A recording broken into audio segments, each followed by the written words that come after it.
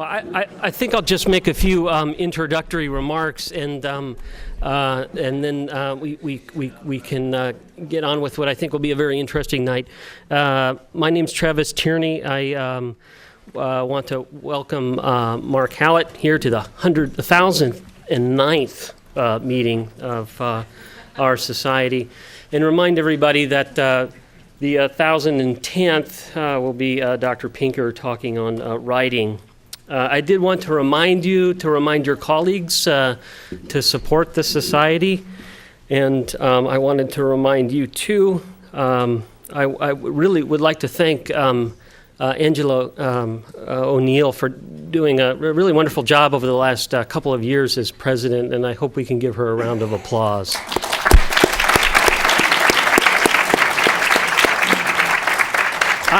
I bought her a token gift, and it's this little thing here. I don't know if you can. Have you guys seen one of these things? It's pretty interesting. It's you put it on your iPhone, and then you go to PayPal's, and I'm going to give it to her. And basically, you can pay me now, or you can pay me later. But the dues for this year are $100, and we really do depend upon them to bring all the excellent speakers that we have to the society. So I think, without further ado, I'd like to introduce Shah Koshman, who is a very excellent neurologist, as we all know, and who's known Dr. Hallett for many years, and he'll be able to say more interesting things than I will about him. Thank you. I'm here because I carry the major distinction of being Mark Hallett's first fellow. And that was recently also documented to my advantage at a party we had at NIH. But this is a picture from the days that Mark was here. The skinny, good-looking guy in the middle is Mark. The rest of us you won't even recognize. You see that what happened is as soon as he left here, all of our hairs went with him, and all of the weights from NIH came back here, which was very embarrassing. But anyhow, it was. I think Mark does not need introduction to most of the people here because Mark has come home. I think Boston is probably as much, if not more, home than Washington. Mark did his college here at Harvard and then Harvard Medical School, and then he did his internship at this great institution right here, and then he did what he told me was his yellow beret year. Those of you who know what yellow beret is, keep it to yourself. Those who don't know, you can ask Mark later as a question. And then he came back to Boston to do his residency at the General. And then after that, he went to London, which we used to call his 3M years because he worked with Marsden, Morton, and Merton, and they produced an unbelievable amount of very, very interesting original work, which when he came back, just reading one of those articles was enough for me to think this is the greatest guy in the world that I would like to work with. And that I had the pleasure of being the fellow that year for Mark. Since then, we had a lot of different fellows, and right away he went international. In this picture, actually, as you can see, some of us are still here. Starting from that corner is Lebanon, Iran, then Italy, and then in the middle here is Ireland, and then from far-flung areas such as Springfield, Mass, and Brookline, Mass. We had also some. However, just this April in NIH, we had a huge ceremony of all of his fellows and colleagues getting together, 100 fellows since he has had it. There are more than 100 people there.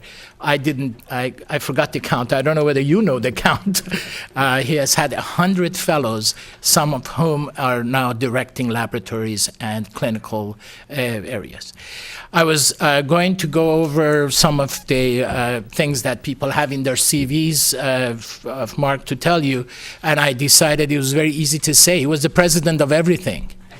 He he was the president of the Electrophysiology Society, the Movement Disorder Society, editor-in-chief of the Clinical Neurophysiology, editor-in-chief of World Neurology, and those are just the little ones. I forgot the big ones to tell you. Currently, he's running the Human Motor Clinic at the NIH, which he has been doing since 1984, which is when he left the Brigham. He came back to the Brigham after London between 76 and 84 and established a neurophysiology department here, which we all studied in, and our fellows followed. And it was a great loss when he left for NIH, gain of NIH. And now he is running the clinical neurology service there. He was the head of NINCDS clinical service for quite a few years. And then the laboratory got so busy, 100 and some fellows can take a lot of time.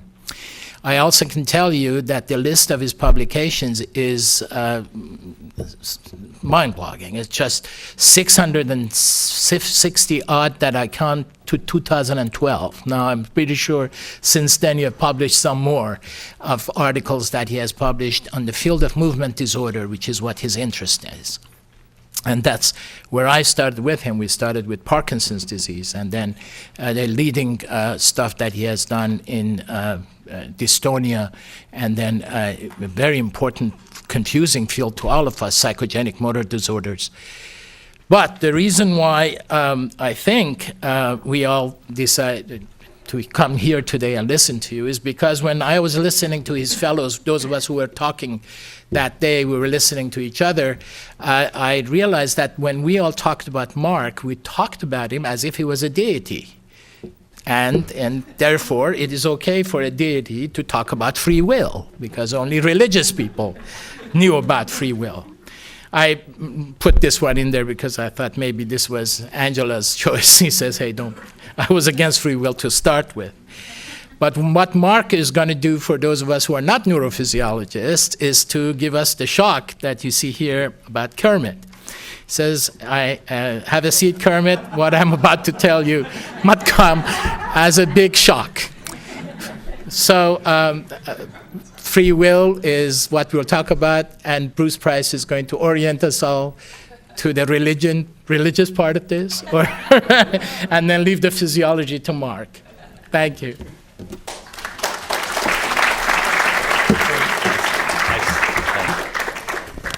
So I'm speaking to you not as a religious figure, believe me, but as a scientist. And I'm just trying to frame this because we have a very diverse audience, Mark, by the way, from astrophysicists to neuroscientists to everything in between to lawyers, neurologists, psychiatrists. So you're speaking to a wide, diverse, and hopefully deeply questioning audience. And what I think we're going to see is actually living proof of how science actually works. One, you're going to realize that there's nothing simple about science. There's no simple explanations. One has to plod through. Two, I think you'll see that science is a very dynamic and inherently unstable field, and that's the beauty of it. Old ideas are challenged. New ideas are given birth. As a quote that I carry that I enjoy is, don't be afraid of new ideas, be very, very afraid of old ideas. So this saying that no paradox, no progress, it's paradox and contradiction that push us forward. I know in the program that we published is a 2007 treatise or debate between you and Paul McHugh, but as I think Mark will demonstrate that there you put out your thesis, you hear the challenges, you revise, and so you'll probably hear something revised since 2007. And to me, the beauty of science represents kind of a rare balance between the beauty of imagination and yet the pursuit of truth. And you put your story out there and you see how near it rises to the possible level of truth. And I think, Mark, we will see that in your lecture. And ultimately, of course, the worth of science is how much we can contribute to our society and world at large. The topic of free will is no longer just a philosophic issue. The consequences we now are moral, legal, medical, social. And I want to quote in an exchange I had with Cliff Saper a few weeks ago in anticipation of this, some of Cliff's thoughts. And as an example of how this has hit the ground. This is philosophy at work.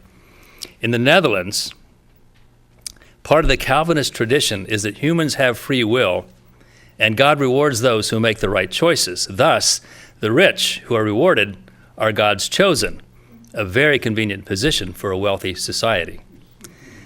This applies to the national policy toward disabilities. In the Netherlands, anything that is inborn, i.e. biologic, predetermined, can be legislated.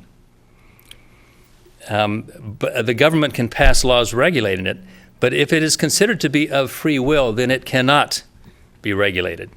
And Cliff goes on to say, when Dick Schwab in Amsterdam reported that certain parts of the hypothalamus had more cells in men than women, and that gay men have the female pattern, he actually received death threats from some members of the homosexual community. But the same finding in the US by Simon LeVay, which was probably 15 or 20 years ago, if I remember, was celebrated by some members of the gay community because he thought he showed that there were hypothalamic deficits and it was flawed methodology, but at the time it seemed interesting. The same finding by this Simon LeVay in the U.S. was celebrated by some members, not all of the gay community, because in the U.S. if something is an inborn trait, it is protected by law and cannot be discriminated against. But if it is chosen by free will, it can be discriminated against.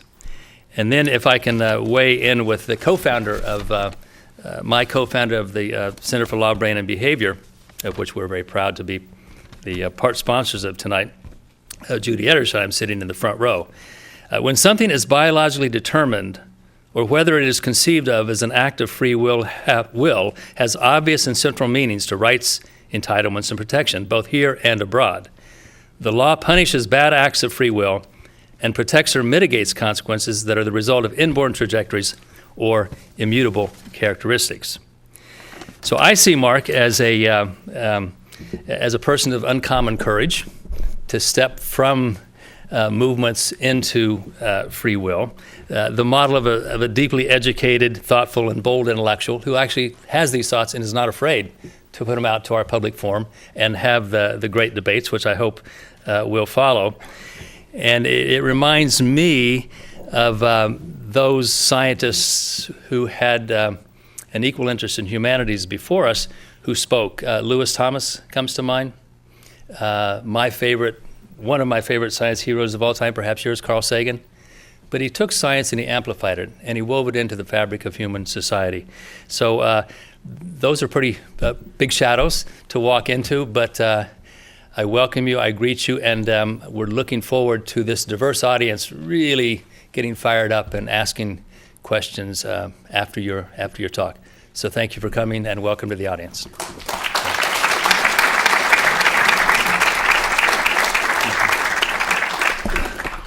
Well, thank you very much. Very nice introductions. I was very, very pleased by them.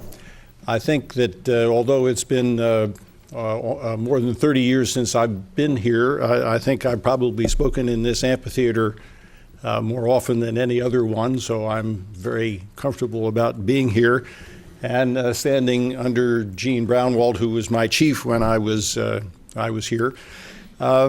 Just one comment about the Boston Society. When I was here, of course, I was used to come to the meetings, and there was one meeting a year, I don't know whether you still have one like that, where there were interesting cases presented that were around the city. Do you still do that? Yeah. Still do that from time to time?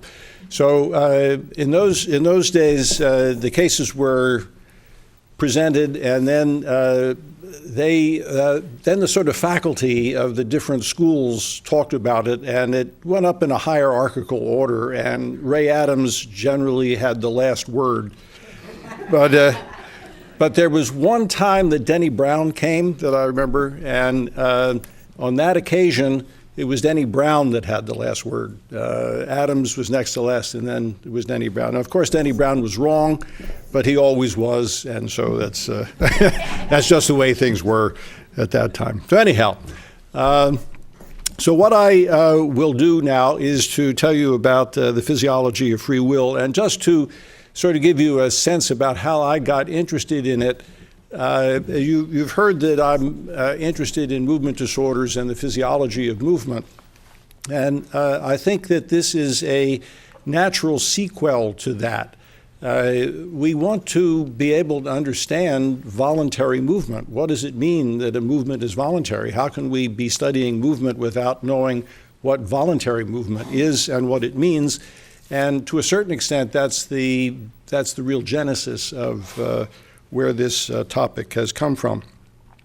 So I don't know that you get CME, but this allows you to get CME if you need that. All right.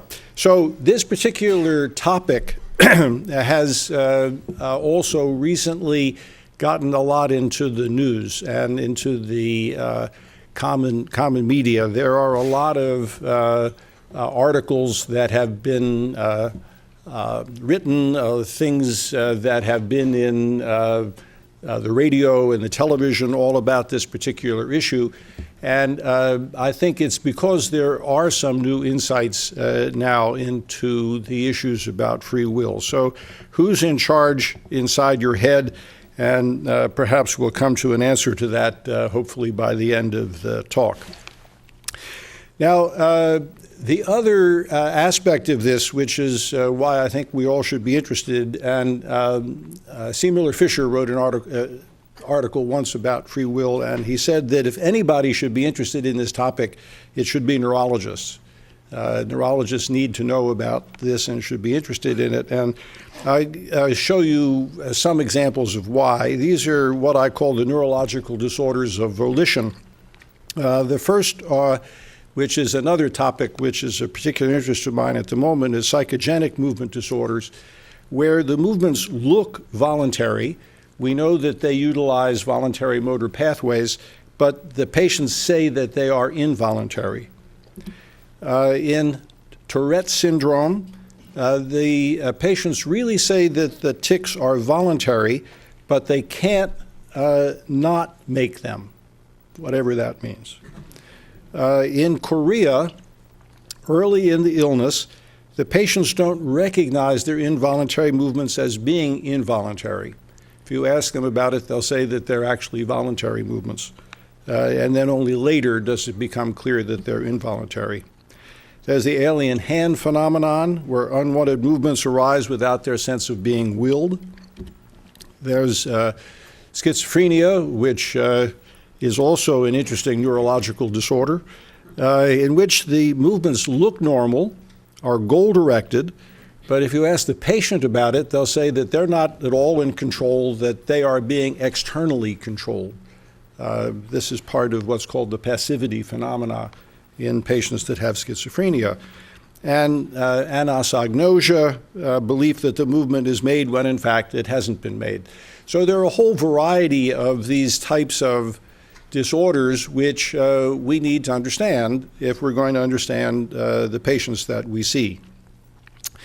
So the topic then is going to be free will or volition, the nature of voluntary movement. And I think it's important at the beginning to give definitions, because you have to know what you're talking about here. So I think the sort of notion of free will is that I choose to move. That would be a way of thinking about it. And then you have to say, well, what does this sentence mean? And so you have to try to parse it into individual things. So first, what does I mean? Next, what does choose mean? And what does to move mean in this? Now, I'm going to assume that we know what to move means, but I and choose are much more difficult. And let me go to I next. So I is really the issues of the mind-body problem, of which there are two sort of approaches. There's the dualistic view and the monistic view. The strong view of dualism is that the mind and body are separate. And I think that most persons, or at least most persons in the audience, probably deny this, although not all people do.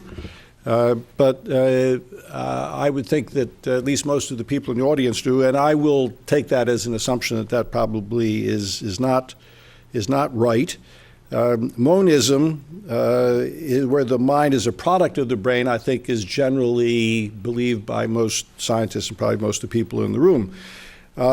There is a weak form of dualism, however, which creeps into people's thinking, and we'll come back to that a little bit later.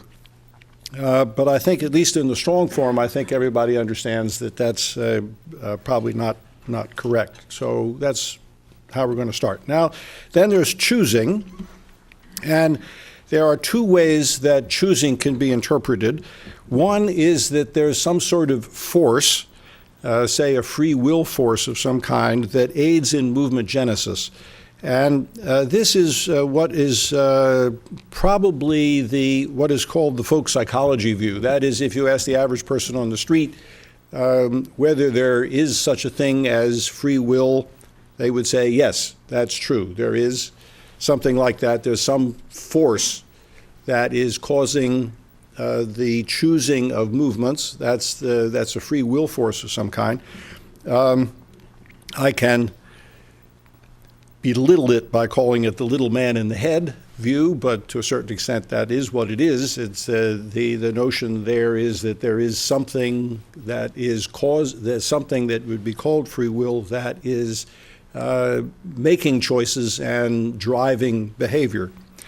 Now, the other way of looking at it is that it is a perception that there is such a force. And actually, this must be true. All of us have that perception. So there must be that way of looking at it has to be true. And these two views aren't in fact incompatible. It is possible that there is a force and we have the perception, but it's possible that there's also only the perception, and that I think has to be strongly considered.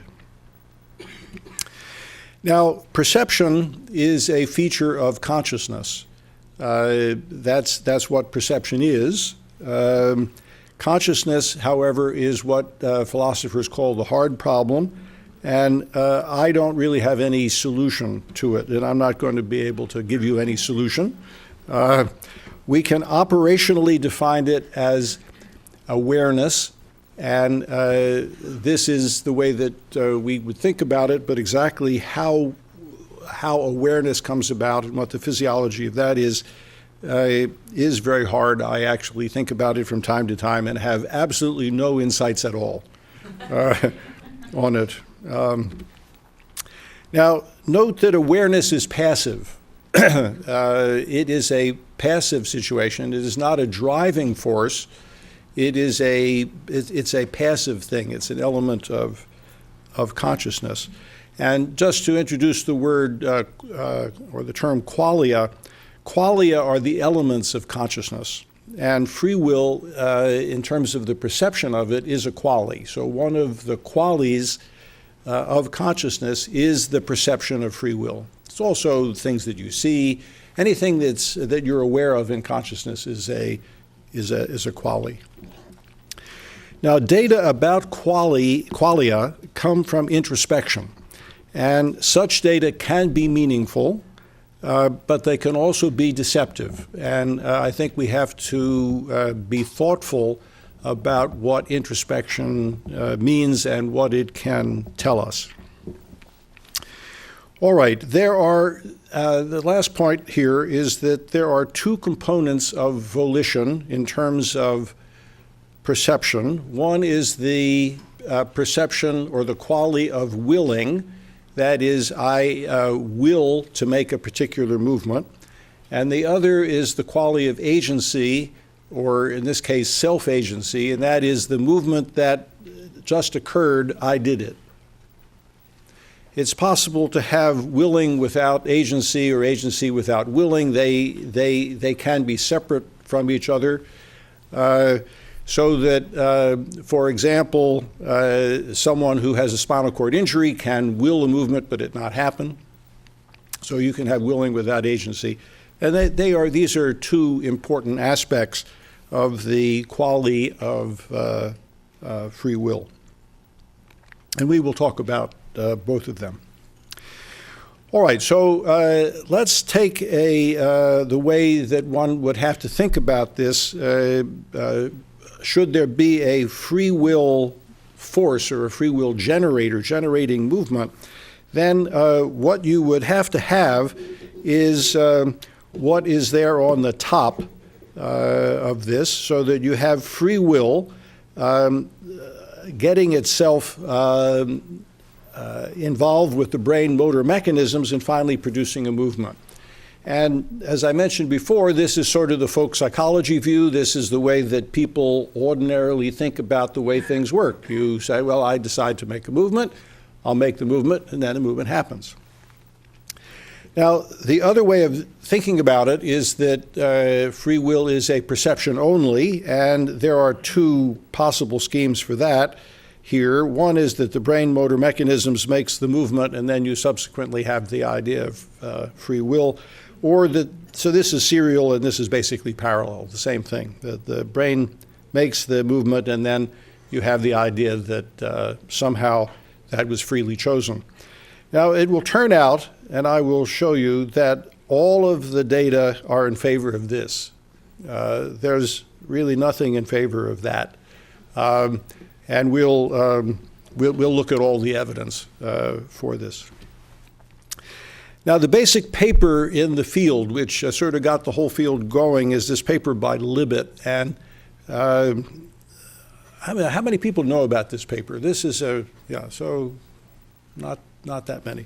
Okay, so this is a very important paper in the field, and it's sort of set people thinking. It's the basic physiological paper, and you have to know about it in order to begin thinking about this. And this was an important paper published in 1983. And what Libet and his colleagues did was try to time the perception of willing with respect to movement itself and what's going on in the brain at the same time. And so he basically compared two different things, the sense of willing and brain activity with respect to movement. Now, with respect to brain activity, he used the movement-related cortical potential, or the Bereitschaft potential, or the English translation, the readiness potential, RP, which was discovered by Kornhuber and Dika in 1953. This is a figure from Dika in 1976. Last year was the 50th anniversary of the Bereitschaft potential, which was celebrated at the International Federation of Clinical Neurophysiology. In any event, it's a slowly rising negativity that occurs over much of the brain, and it has two components to it. There's a slow part and then a more rapidly rising negative part. So this is BP1 and this is BP2. And it goes for approximately a second before movement. And this is regularly seen in people who are making voluntary movements. Very, very well known. So this is the brain activity. And then the question is how do you time the sense of willing when that perception is? And what Libet did is use a technique that was first used by Wilhelm Wundt. It's a technique of looking at a clock, basically, and then subsequently saying where the clock was at the moment that something happened. So this is the type of clock that Libet and his colleagues used.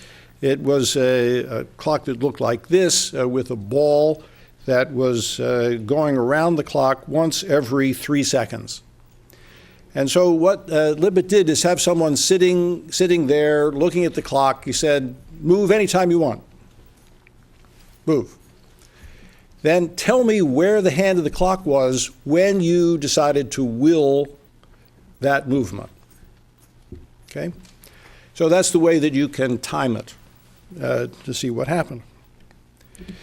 So he asked people to time three things. W, which was the will to move, M, which was the movement itself. When did the movement happen?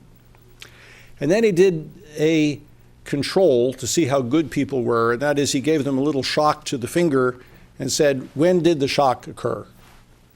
Hands going around, tell me when that happens. Okay, so here are the data from that experiment. So EMG onset of the movement is here. If you give a shock to the finger rather than the EMG, it's pretty close, the order of maybe 50 milliseconds away or 40 milliseconds away. M is also pretty close to movement onset, a little less than 100 milliseconds. The will to make the movement, the sense of the willing to make the movement, is about 250 milliseconds before the movement. But you remember what I told you about the readiness potential. That's way out here. So that the readiness potential begins about a second or so before the movement. And then the sense of willing is over here about 250 milliseconds before the movement. So Libet decided to do the experiment in a different way. He said, well, I don't want you to do it. I don't want you to make the movements thoughtfully now. I want you to just frivolously make the movement quickly as you can. Just be thinking and just frivolously make it. In that circumstance, the readiness potential was shorter, but it was still about 600 milliseconds before the movement compared to W, which was that time.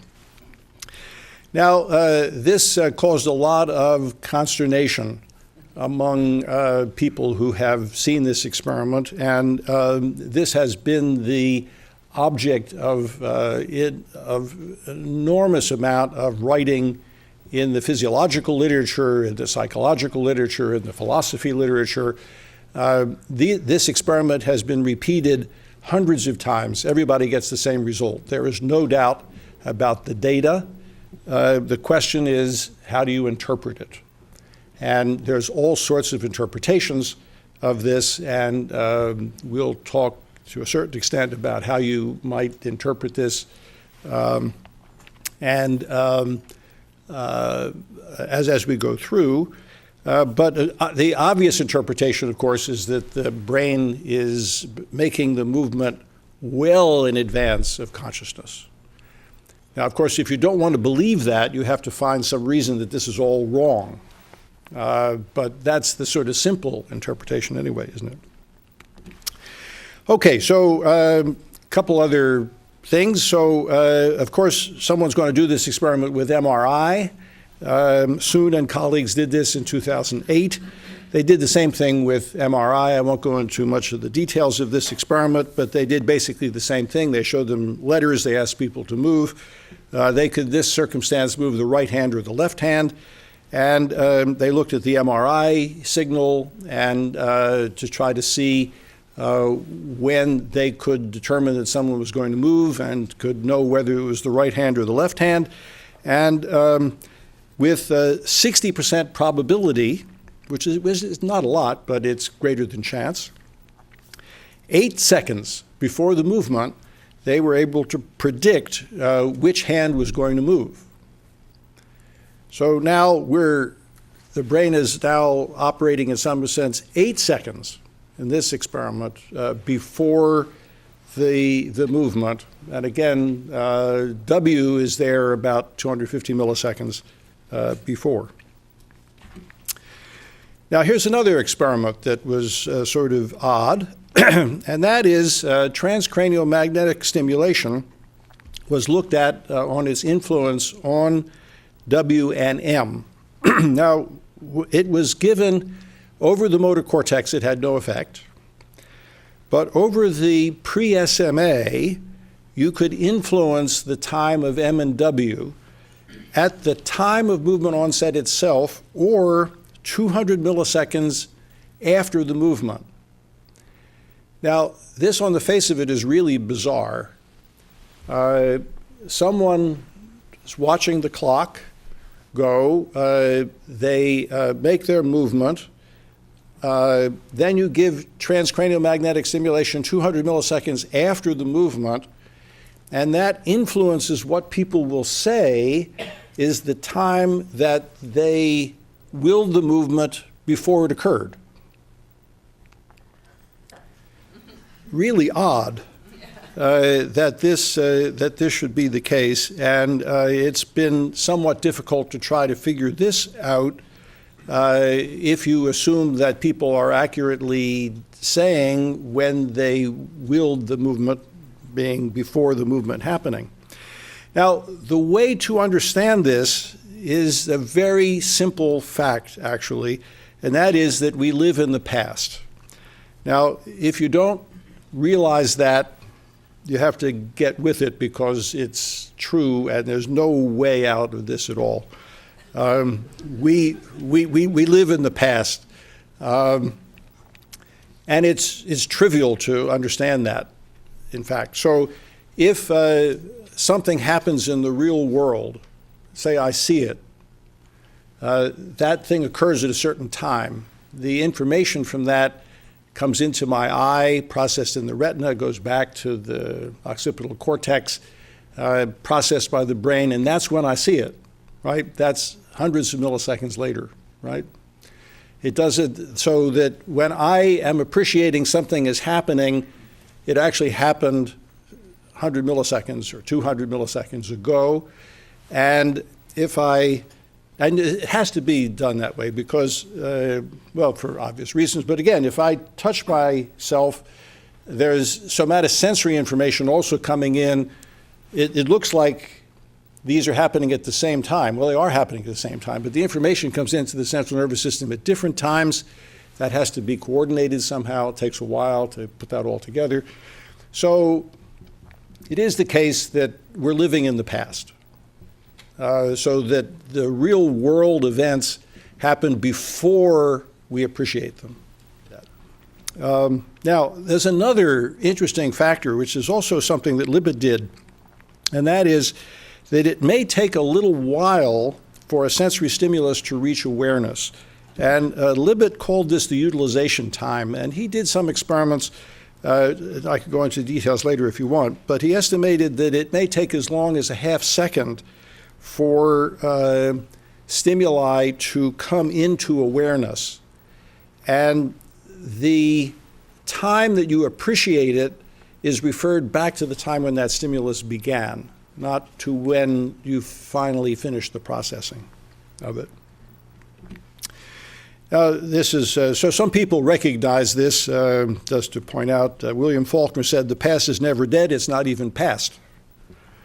Then I was at a outside art display. I saw this, the presence of the past. So both artists of various kinds can recognize this particular fact. We have to get with it too.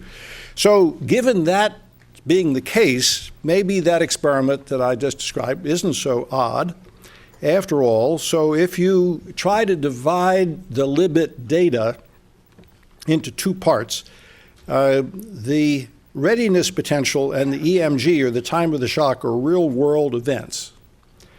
But the times of perception, W, M, and S, are not real-world events. They are things that our perception is aware of, and so they actually occurred later in time. So if that's the case, then the process, if you have to move all those later, and they're actually referred earlier, they could well be occurring after the movement, or at least the termination of the processing of W, for example, could occur after the movement is finished, and therefore can be influenced by transcranial magnetic stimulation at that particular time. So that's a way of understanding that experiment. Now, there are a number of particularly philosophers that say the whole Libet experiment is nonsense. Anyway, I don't care about Libet. Free will is not demonstrated in that experiment at all. By the time you get into the laboratory, you've already agreed with what the experimenter wants you to do, and you just follow the experimenter, and you've lost your free will at that stage. There's nothing to do with it at all. And that the real free will is your decision to participate in the experiment in the first place. That's where you're showing free will. Now, this gets into the differentiation of what's called the distal intention and the proximal intention. So the proximal intention, in this particular situation, would be the individual movements that you're making, and the distal intention is your agreement to participate in the experiment in the first place. Now, there are a number of other terms for this. Distal intention sometimes is called wanting to move. Proximal intention is willing or urge, movement genesis, and so on. In this circumstance, then, there would be the free will is here, which creates the distal intention. So we did an experiment to try to understand distal intention as opposed to proximal intention. And in that experiment, what we did is a similar type of thing with the Libet clock sort of situation, where we told people to sit there and decide to move sometime in the future. Not at that particular moment, but decide to move sometime in the future, note what that time was on the clock, and then move later. So this would be a proximal intention as opposed to a distal intention. So we did that, and there is a negativity in the brain preceding the distal intention, just like there is a Bereitschaft potential preceding a proximal intention. So you can't get out of it that way. The philosophers who believe that can't get out of it. There's still something in the brain that is preceding the thought. Now, this comes, it's not actually a movement, it's just thinking about the movement or planning to make the movement sometime in the future. There is also a potential that precedes the sense of that movement going to be happening sometime in the future. Now, all of this is based on subjective retrospective analysis, and that's another complaint that people have. Well, you know, we really should do this in real time.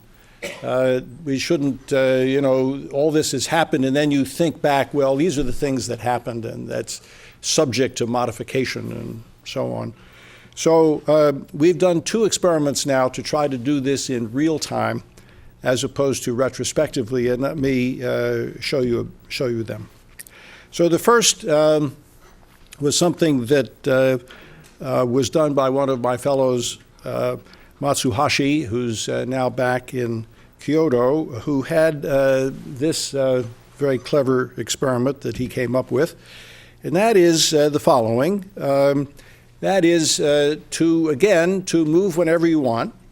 Sit there and make movements whatever you want. And there's also tones that are happening. So people are there and they're listening to tones. And so the idea is that when you feel that you're going to make a movement, make the movement. But if you hear a tone after you decide to move, then veto the movement and don't move. So what that does then is divide time into the following. There'd be a certain period here where there'd be tones. You weren't thinking about the movement, so the tones would happen and you'd eventually move. Then this particular time of thinking about the movement, we called it T for T time rather than W. So this is the time when you're thinking about making the movement. There shouldn't be any tones in there, because if you have a tone, you should veto the movement. But at some point, you're no longer able to veto it. That's the point of no return, that the movement is so far along that you can no longer veto it. That's the point of no return. And so that you should have this sort of situation come about. So these are data here from one of the subjects on top. So this is a histogram of the number of tones. So this is the tones that are happening here. Here are the ones where the movements were vetoed. Here's the point of no return. You can mathematically deal with this, and you can also do the Bereitschaft potential at the same time for the movements. And what you get then is timing of all this. We were thinking that T time would be the same as W time, but it was not. T time was, in this experiment, about a second. So there is a second between T time and the actual movement. W, again, is about 250, so they're really markedly different. But in this experiment, because our EEG techniques are better than what Libet was able to do, we were able to see our Bereitschaft potential back almost at 2 seconds. So we had about a 2-second Bereitschaft potential. T time was about 1 second. And then W was occurring still around 250 or so. So how do you interpret this? Again, Matsuhashi came up with this idea in terms of the interpretation, which I think makes sense. And there's a phenomenon called probe awareness. That is, there are some things that are in your mind that you're not completely aware of, but if someone asks you whether it's there or not, or probes you, it will be identifiable as being there. And so the tones, to a certain extent, are acting as a probe for whether you are thinking about making the movement or not.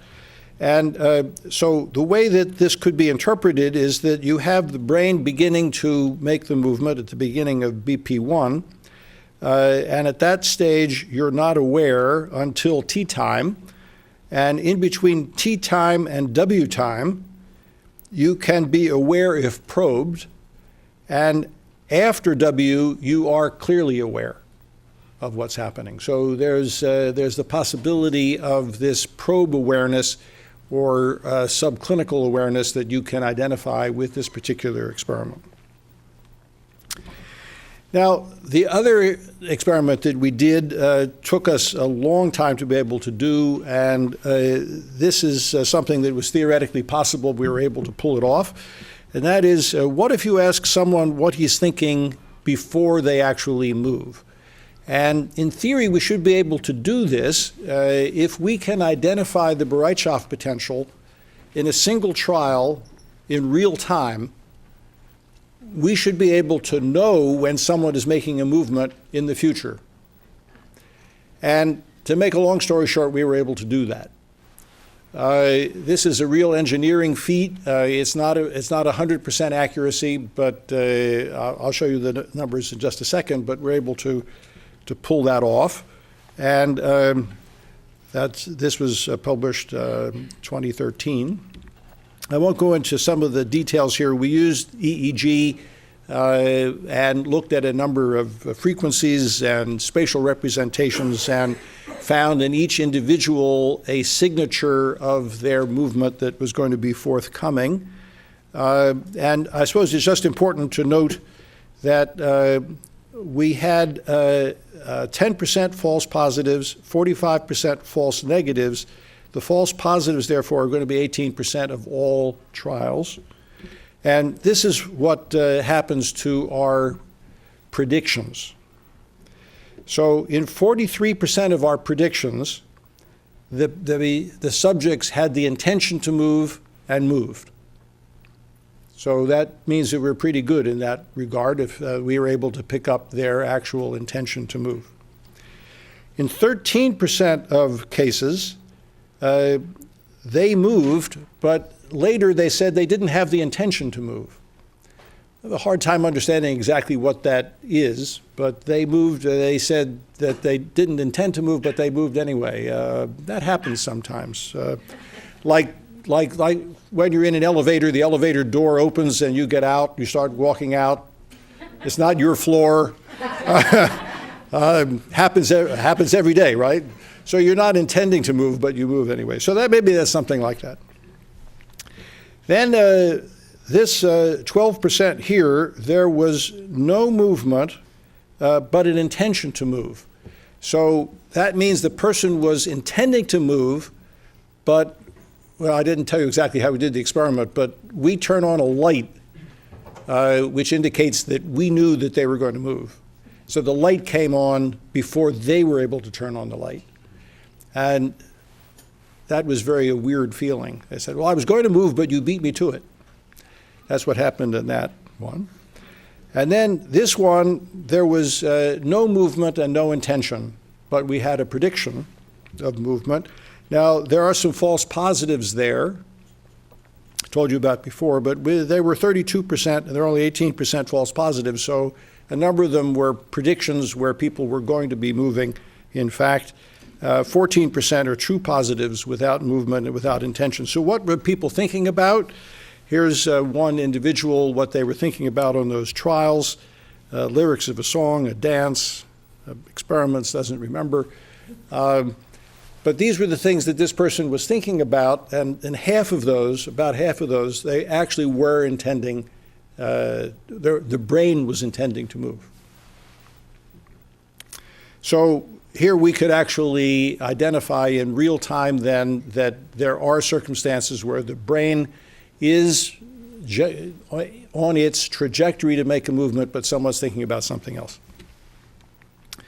So it looks like this is what's happening then. Around 200 milliseconds before movement, the brain begins to make the movement. There's a period of probe awareness. Then there's the referred time of awareness before the movement, but the completion of awareness is not there until after the movement is over. All right, so that seems to be the timing of things. Let's talk about a few other elements of the story. How about the anatomy of willing? Where is that in the brain? There's a bit of information on that. A paper by Angela Sirigu a number of years ago showed that if you have biparietal lesions, then you lose the sense of W before M. Here's the ordinary W, 250, 300 milliseconds. With biparietal lesions, W shrinks, so you don't have the sense of W being before M in that circumstance. Lau and colleagues did an MRI experiment where they asked people to pay attention to intention. And if you do MRI experiments, you know that when you pay attention to something, the area of activation is more than if you're not paying attention to it. And so when you pay attention to intention, the pre-SMA, the right dorsolateral prefrontal cortex, and the left inferior parietal sulcus regions show additional activation. And this study here, which was done of patients who were undergoing surgery for epilepsy or tumors and had stimulation of the brain, stimulating the parietal area, these triangles were areas where there was conscious movement intention produced. So if you stimulate that region, people have an intention, have a sense of intending to make a movement, a sense of willing to make the movement. So there's a certain amount of information focused on the parietal area, some in frontal areas. In this study, they didn't get to the SMA or the dorsolateral prefrontal, so the information is only about the parietal area. All right, so what is the sense of agency? I defined it earlier, but I'll just remind you of what the sense of agency is with this Peanuts cartoon. All I did was stand out here like this, and then I said, rain, rain, go away, come again some other day. The rain stops, and he has the sense of agency there. It was his feeling that he wanted the rain to go away, and it stopped. So he had the sense that he actually did it. And that is agency. Agency is the agent of a situation, and the sense of being causally involved in the action, and self-agency is the sense that you are the one that did the movement that just happened.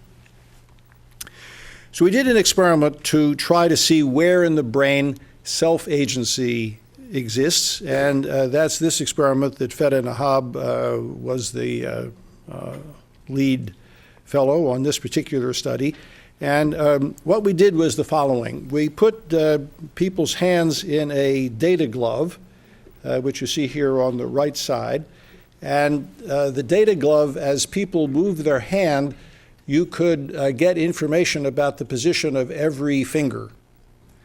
That information could then be translated into a picture on a computer screen, which this is here on this side, that people could look at. And after a while that you're moving your hand and seeing this happen, you get the sense that you're the agent of what's happening. In fact, you are in that particular circumstance. You're causing that to happen. Now, what we also did is we took a random signal, and we could also show that to them, or we could intermix their movement and the random signal in various proportions. So you could have a variable sense of agency, either somewhere between 100 or 0, depending upon what the mixture was. And then the question is what in the brain is responsive to the alteration of agency. Now this is what it looks like. This is my one video here. So this is 100% control. This is what they're looking at when they're at 100% control. This is 0% control.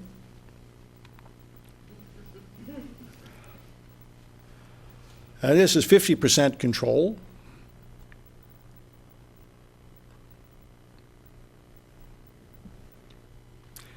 And the people were pretty good at this. They were able to tell pretty well. So this is the actual amount of agency that they felt in these different conditions. When it was 100%, they were pretty close to 100%. When it was 0, they felt that they had about 5% control. So this is sort of what they had. It was pretty good. And then you could correlate this with the brain activation at the same time. This was all done in the MR. And these are the regions that of the brain that respond proportionally to the loss of self-agency.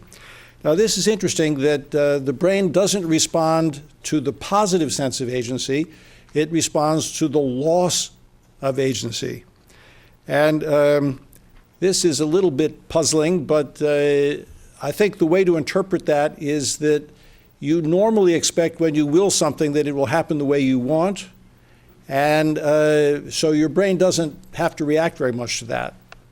But if you will something and it doesn't happen the way that you intend, then it's sort of shocking, and that seems to be what activates the brain. In any event, that's a way of thinking about this, and that's certainly what happens. And the most active zone is the parietal area again. This region here is most active, but there are a number of other areas, including the pre-SMA and the dorsolateral prefrontal cortex. Those regions that I mentioned before are active, or more active with a sense of intention. Point out here also, in this same experiment I showed you before, that not only can you have a conscious movement intention, but you can have illusory movements produced in this area. So if you are stimulated there, you might have the sense that you actually moved. So this is more like the sense of agency as well as the sense of willing that occurs from what's going on in this particular area. So the anatomy of agency is likely to be parietal, SMA, cingulate, network. It's probably, the brain operates in network, so this is probably a network. And the sense of willing is probably the same, although movement genesis, of course, is different from agency.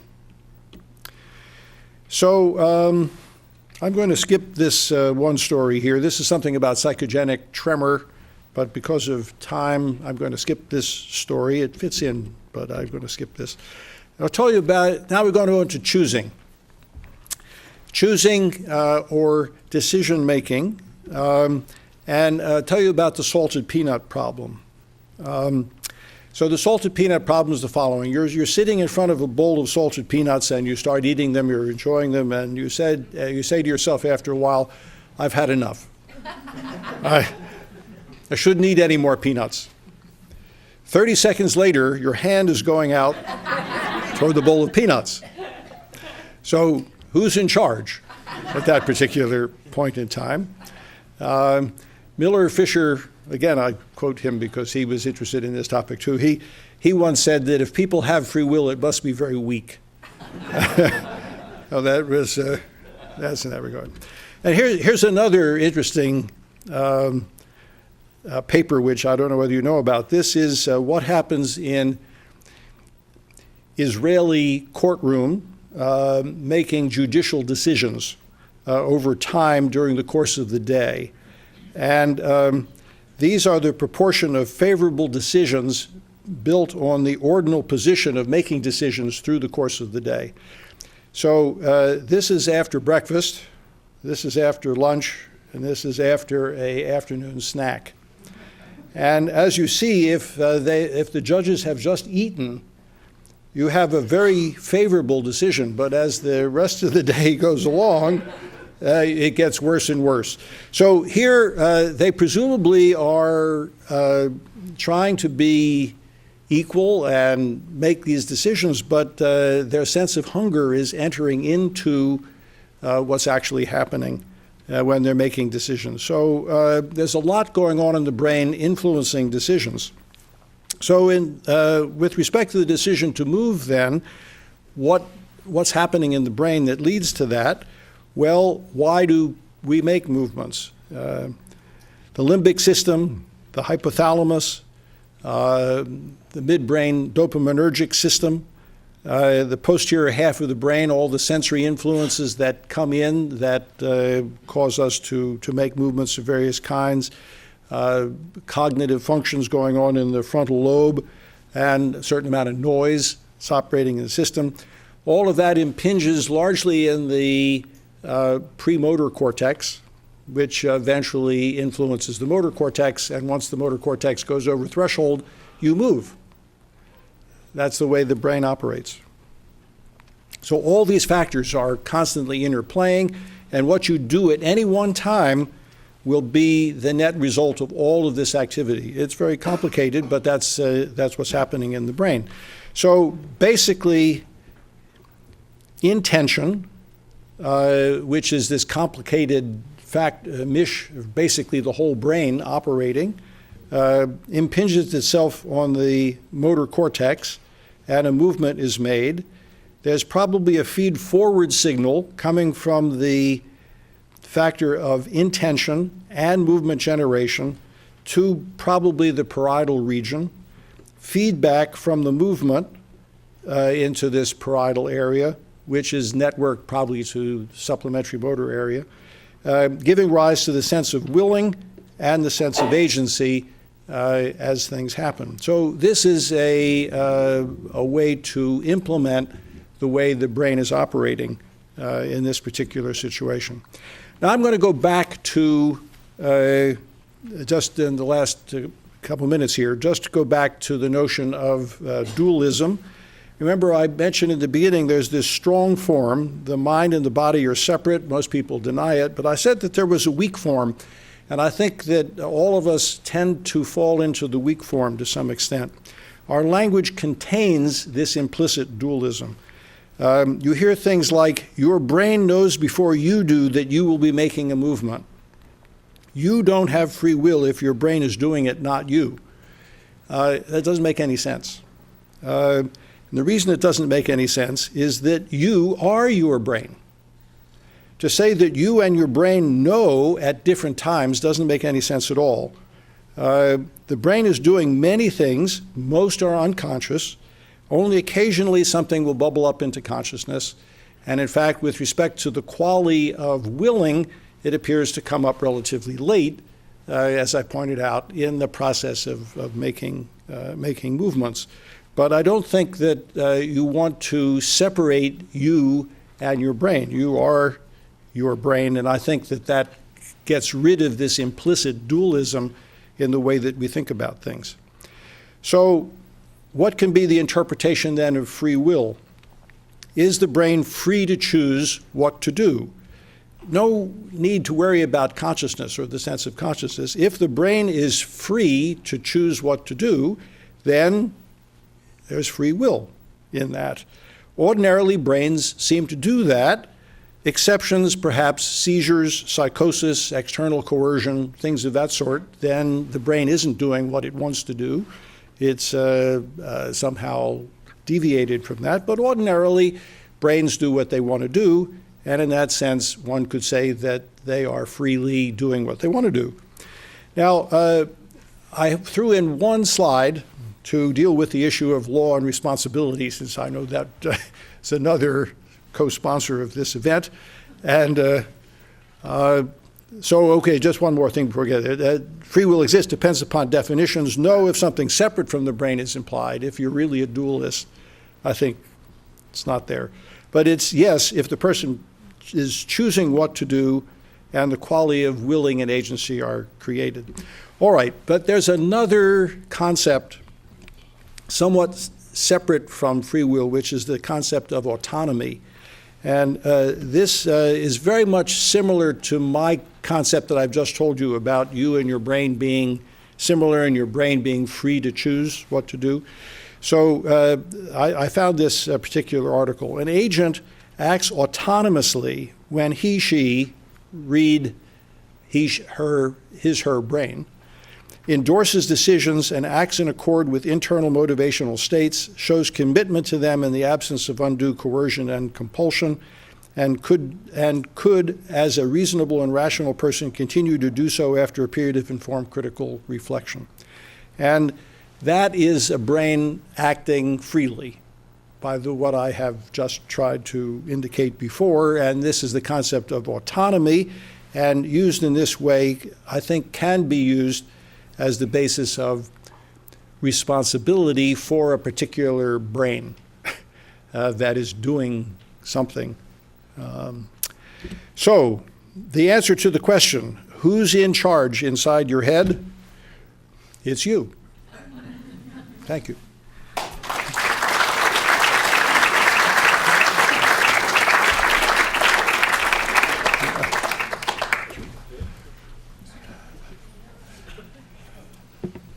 Thank you, Mark. So stand here, because so Travis and I will moderate, but we stack the audience a bit.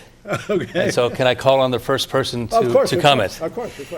If I could introduce Professor David Lazare, Harvard Emeritus Professor of Astrophysics, who is a deep thinker about philosophy and free will. And he just has a few small prepared comments, and that will start off the discussion, and we'll all roll up our sleeves and start the ball rolling, please. Oh, thank you, Dr. Price.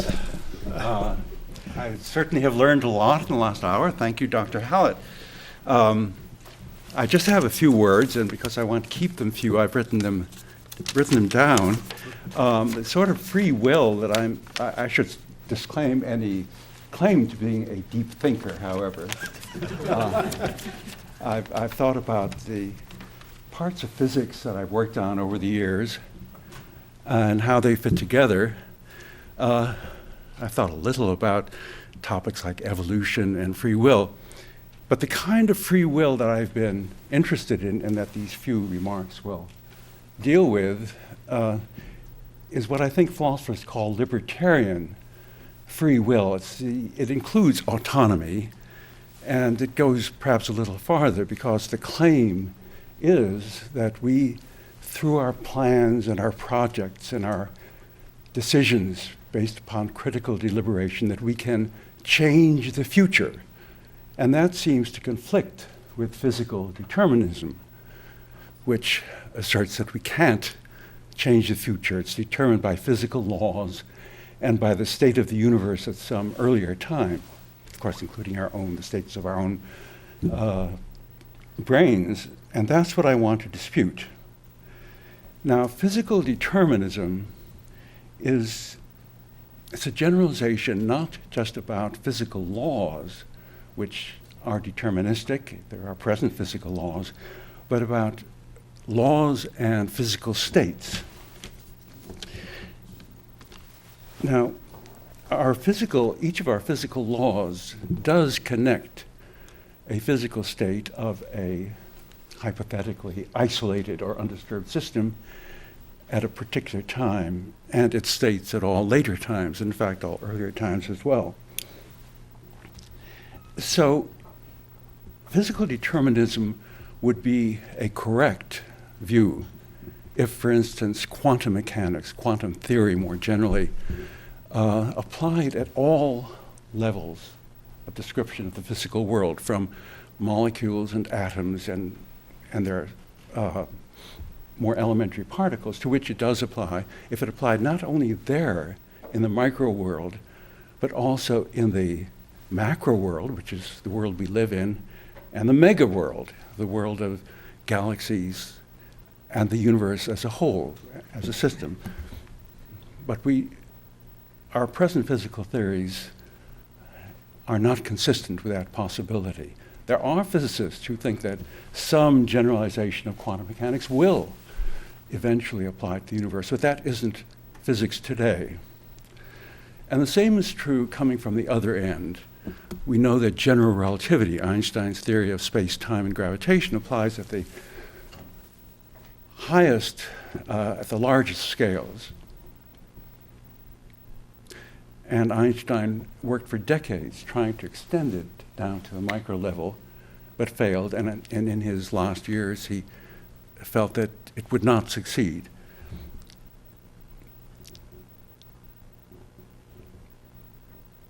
So, in fact, different physical laws apply at the micro level, the macro level, and the cosmological level. They're all connected, these laws, and the domains overlap, but they're not a single law. So, what I argue is that all these laws and their descriptions of the systems the laws apply to can be woven into a coherent scientific picture of the natural world. And when you do that in the way I would like to do that, you solve certain technical problems, which I won't even mention. But what comes out is that the outcomes of many macroscopic processes that occur in everyday systems, the scale of human beings and in fact all biological organisms, that these processes are undetermined to a large extent. In other words, chance is really an objective feature of the macro world, the world we inhabit. Not just a feature of novels and screenplays. It's actual, objective, and real. And the last part of this is that I think that chance, in this objective sense, if my view is correct, is the raw material from which creative biological processes, including evolution, but also including certain creative activities, the raw material from which these activities fashion novel and complex kinds of structural complexity and order. So that's what I think it fits in very well with your very informative and interesting discussion of voluntary movement. And I'd like to think about how it does. Thank you. Thank you.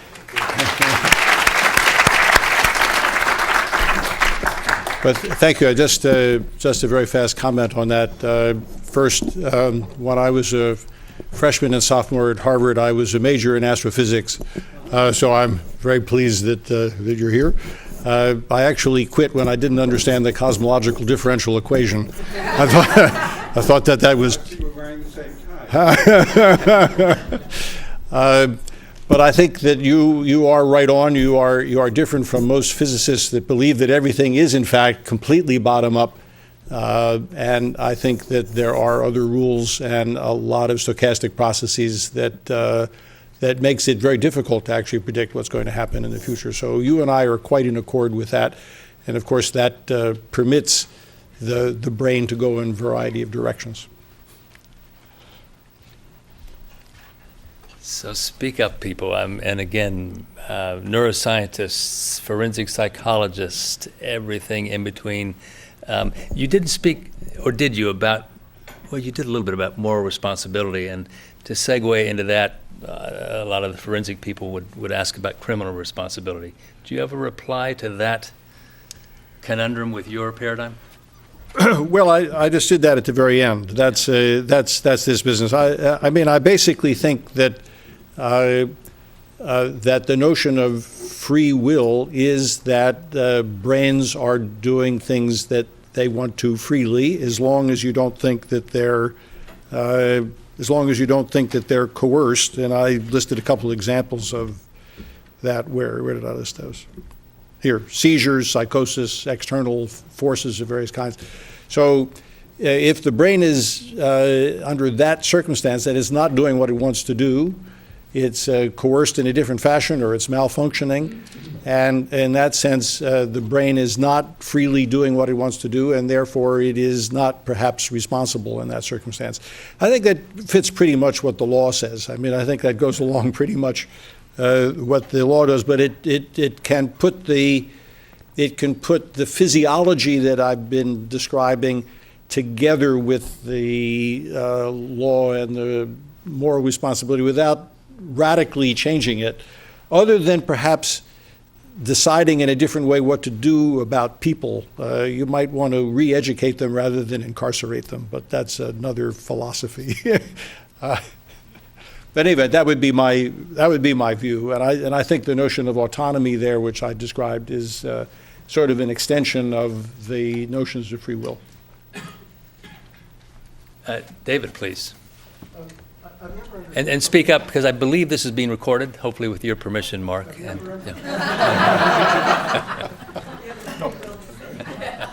late. I said something about the lipid experiments. The way I would phrase them is that you have two behavioral phenomena: the report of when the person wanted to move, and the report and the actual observation of the movement, and one physiological phenomenon, namely an evoked potential that's linked to the actual movement. And the physiological phenomenon precedes both. But you're missing what I think is a critical observation, which is that second physiological phenomenon, which is associated with the intent to move.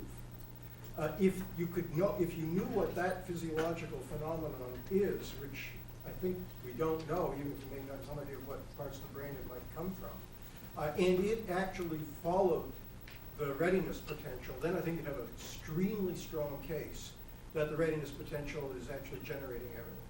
But it also is certainly possible that if there is such a physiological correlate of the intention to move, that it precedes the readiness potential, in which case you're back to your first linear model. Yes, all right. Okay, right. Okay, so. Since this, as far as I know, Okay, I've so never raised this question, no, I think yes, yeah. maybe I've missed the point. No, good. Yes, I know what you're saying. So there is the Bereitschaft potential, which is a brain phenomenon which precedes the movement itself. And it turns out that it's a highly accurate prediction of that happening, so that those two are linked together.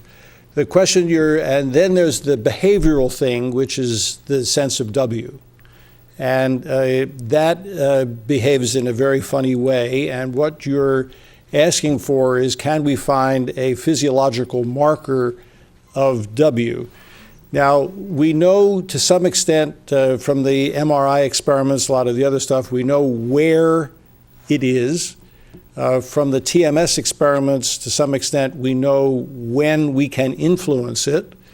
We don't have an EEG correlate for W at this point. Now, then that would be nice to be able to get, but you're right, we don't have an EEG correlate of that. Now, it may be a relatively diffuse thing. It may be hard to detect. I think that the evidence from the MR and whatnot suggests that it's a network operation. It's not just a single source.